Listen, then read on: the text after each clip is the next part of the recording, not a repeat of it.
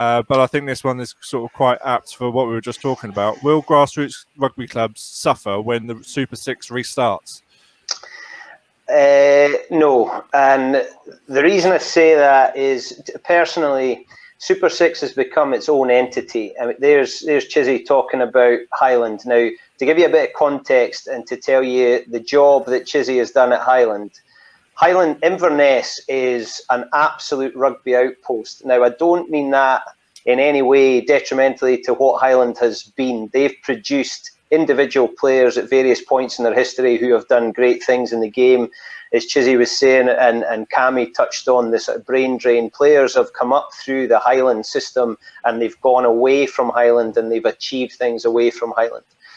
When I was coaching against Chizzy, now I don't know how reliable the old boy in the bar was that I was chatting to afterwards, but he reliably informed me that of the 19 boys listed in the Highland squad that Saturday who gave us an absolute pasting, 18 of them had played age group rugby at the club.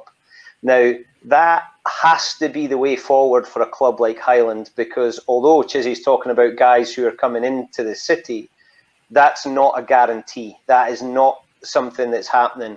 Cammy's point about Edinburgh, there are always kids and men and players coming into Edinburgh. And even the women's game now, the players in Edinburgh, the women's game is growing hugely here with teams fielding second 15s and the squad's getting stronger.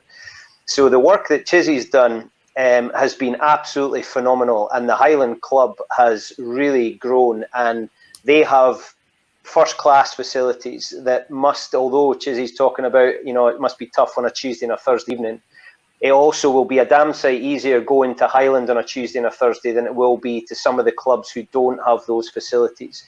And that makes players feel not necessarily special, but it's worth going to Highland because you're going to get a quality experience on a Tuesday and a Thursday because you've got a great facility. You've got people like Chizzy who is dyed-in-the-wool rugby and has inspired others who maybe had that fire, but it had just dimmed a little bit. And he's really galvanised that club. And, if I had a hat on, I'd take it off to him because it's absolutely no underestimation about the work he has done there and achieved there. Now, Highland are now at a point where, as a club, they can compete. So to talk about them being in the National League, and finishing so well, that is absolutely phenomenal.